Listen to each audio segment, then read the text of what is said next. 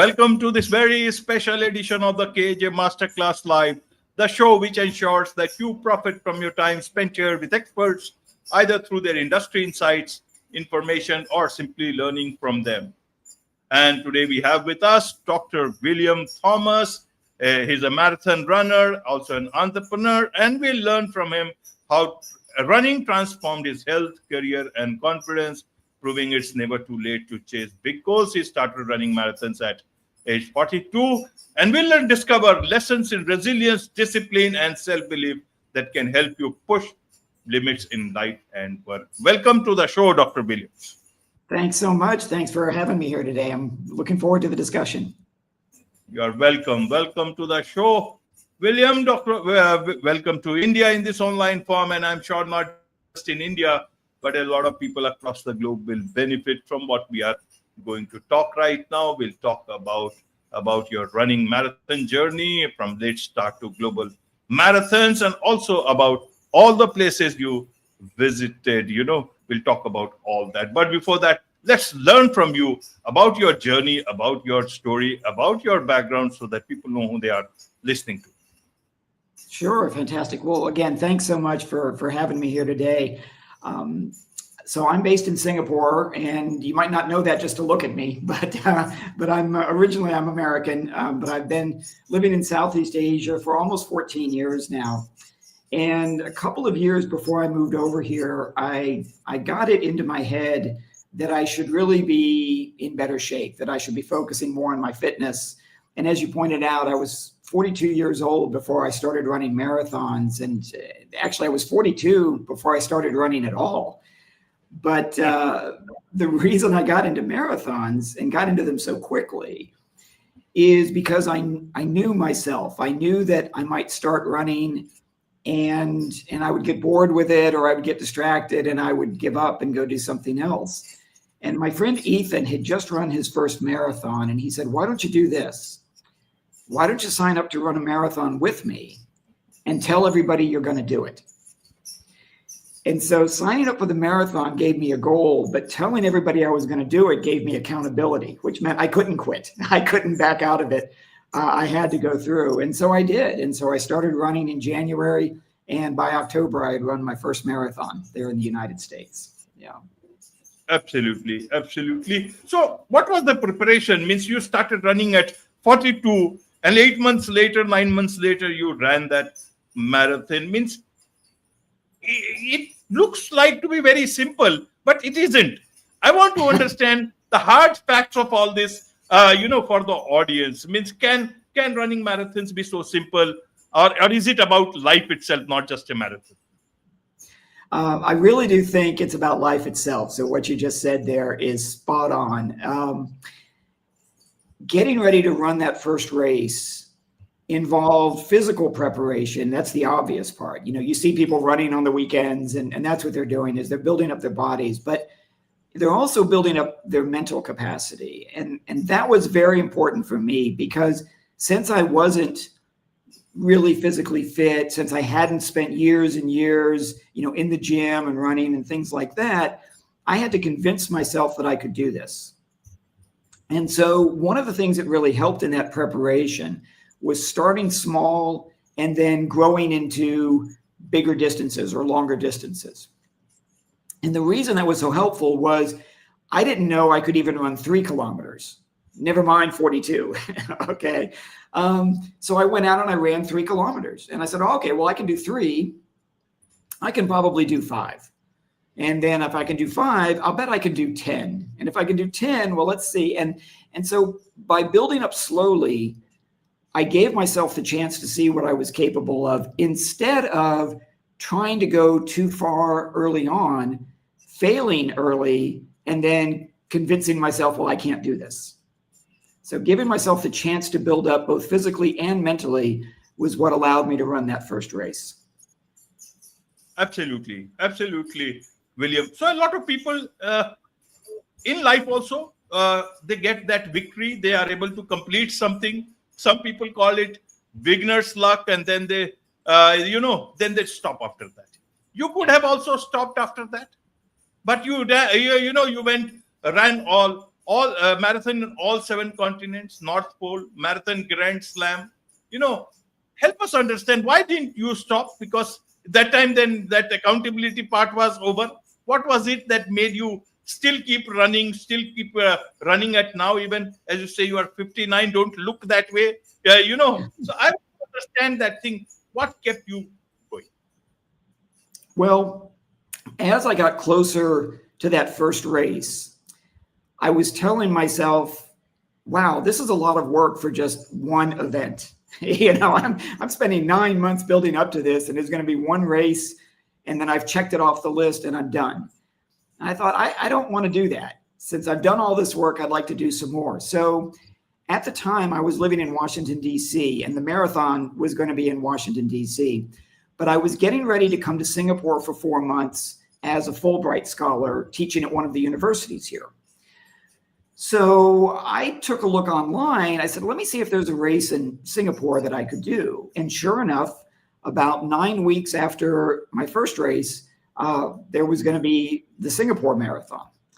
And I said, well, yeah, let me go ahead and sign up for that. So I say 9 weeks. I think it was actually 6 weeks. So it was the beginning of December. And I thought, I'll go ahead and do that. And then I thought, let me see if there's another one. And so I found the Hong Kong Marathon in February. And I said, okay, let's just do these. And I did my first 3 marathons within a 15-week period, which, by the way, I don't recommend that people do that. Give yourself a little more time to recover between races. But I did those 3 races and I was pretty hooked. So I had accomplished that first goal, but I was enjoying myself. And that kind of kept me going. But then about a year later, I realized that I didn't really have a goal anymore. And I'm a very goal-oriented person. If you put a finish line out there ahead of me, I will run to that finish line. But I need to have that finish line. And that's something that I learned about myself during this process of getting ready for that first race and continuing to run after that, is I need a goal. So again, I got online and started looking around, and I found the concept of the Marathon Grand Slam.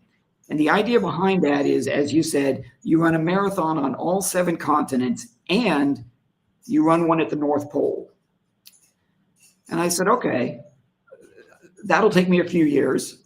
So that'll give me a goal to keep me going for those few years. And that's exactly what it did. So for the next few years, I set out to do 1 or 2 of these continents every year. And in the process, ultimately completed the Grand Slam. But I needed to have that goal. Needed to have something ahead of me to aim for. Yeah, that was really, really valuable. Absolutely. So which is more difficult, the running the marathons or running the marathon of life?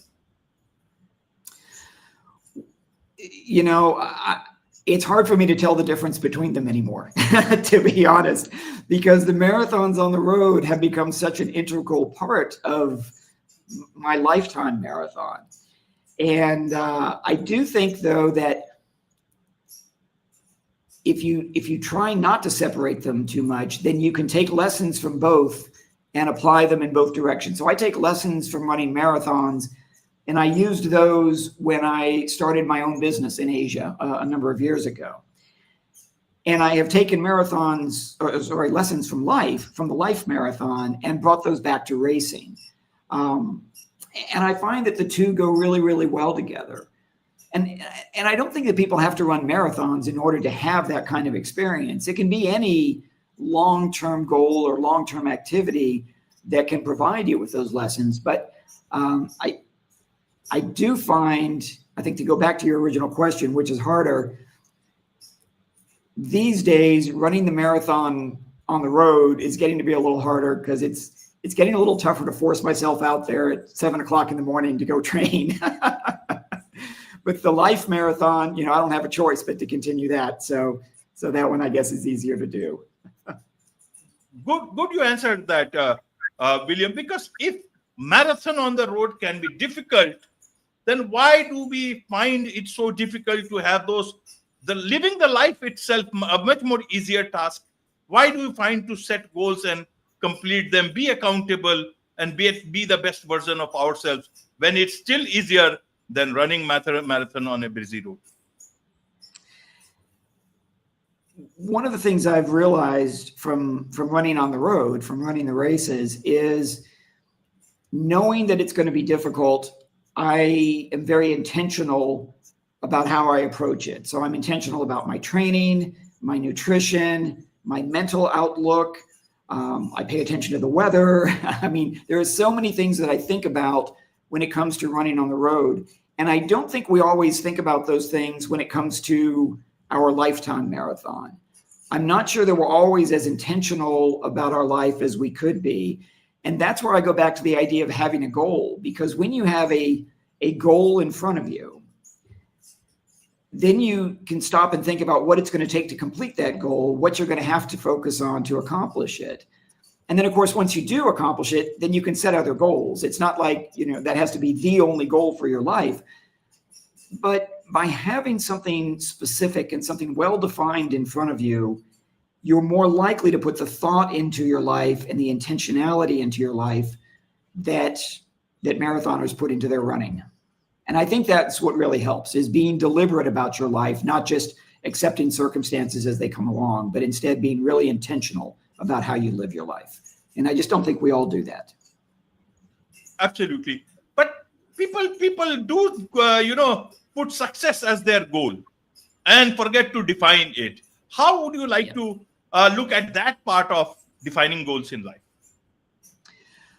Something that I have had to force myself to do over the last few years is define success on my own terms. And it's really hard these days. I think there's so many inputs that we get, especially from social media, that tell us what success looks like, because that's how somebody else has defined their success. I think it's very important for every individual to define success their own way. So when it comes to running, for example, I'm not successful if I beat somebody else. That's not my definition of it. That might be someone else's definition. Eliud Kipchoge, the greatest marathoner in the world, has that definition, perhaps, but I sure don't. My definition of success is finishing without hurting myself.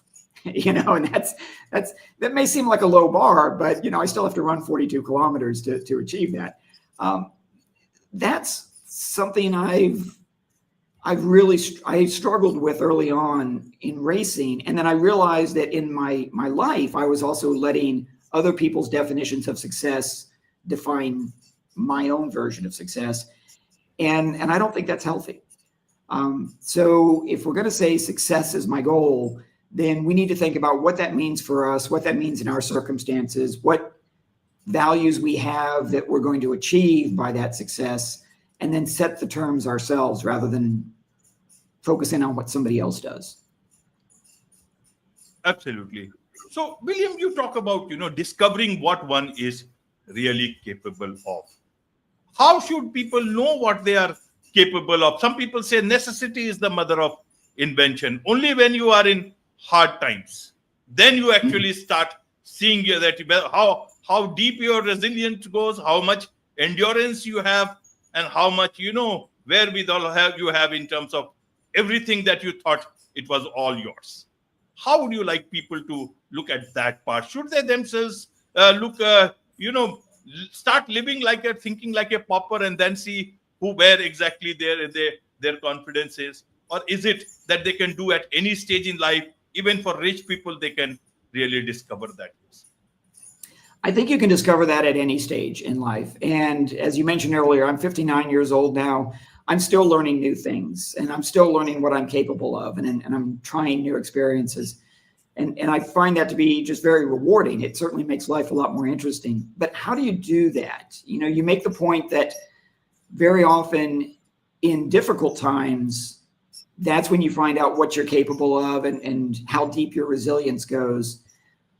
One of the things that I experienced from marathoning is I've essentially created those difficult times on purpose just to push myself and see just how far I can go.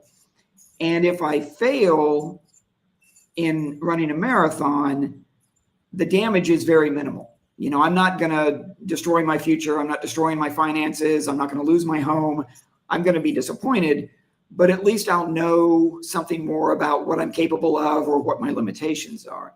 So I think it's useful to find something that challenges you, where the consequences of failure are not very strong, they're not very deep, they're not very negative. And then test yourself in that environment. You know, it doesn't have to be marathon running. Obviously, that's what works for me.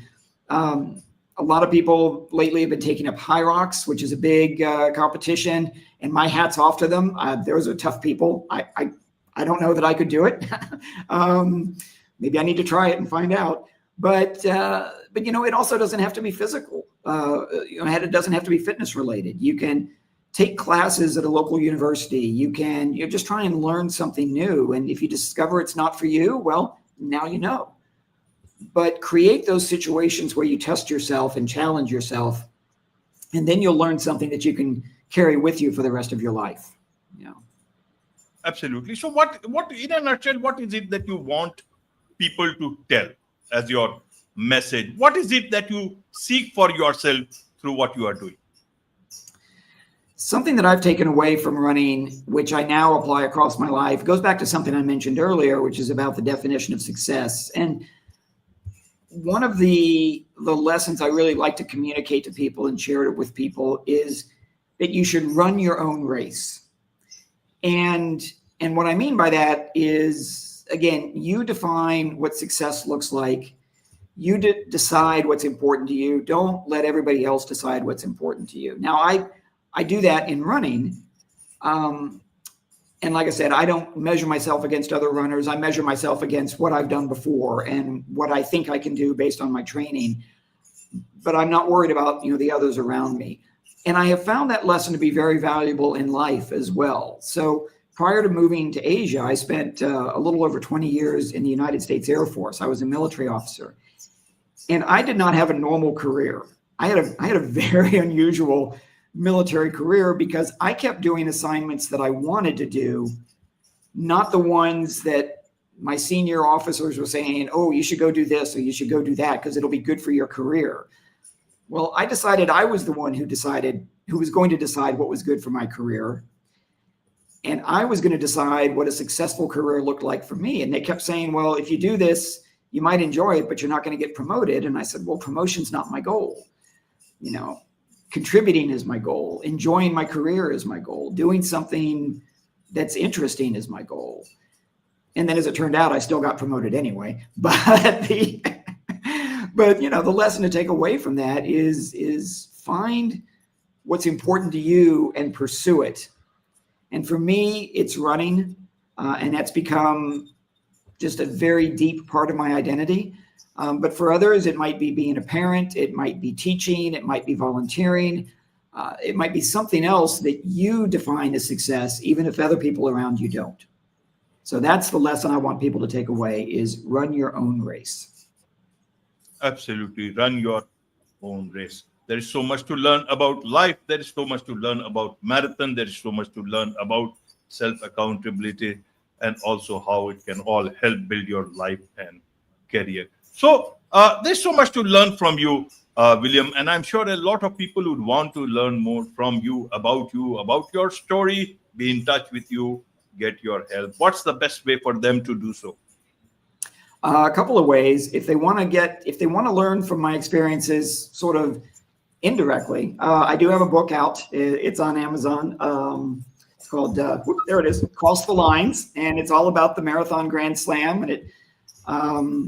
And not just the races, but everything that happened between the races. So, and there's a chapter in there called 26.2 Lessons that I learned from running marathons. And that's, I decided to do that in 26.2 miles rather than 42 kilometers because I didn't have 42 lessons. But I'm also out there on Facebook. I have an athlete page on Facebook. If you just search for Dr. William Thomas, Dr. William Thomas, you'll find me there. And I try to share not only my own experiences, my race experiences, and my training and my preparation, but also I try to share things that other people have done that I've seen them accomplish. I've got some very impressive friends. I am very fortunate and very blessed to be surrounded by people who are just incredible human beings as well as incredible athletes in some cases. And I like to share their stories as well. So come and find me on Facebook, and you can always reach out to me there with any questions or thoughts or insights of your own, because I would love to learn from everybody else. I don't want this to be a one-way discussion. Wonderful. With this, it's a wrap on this very special edition of the KAJ Masterclass Live. Thank you so much indeed for joining us. All right. Thanks for having me.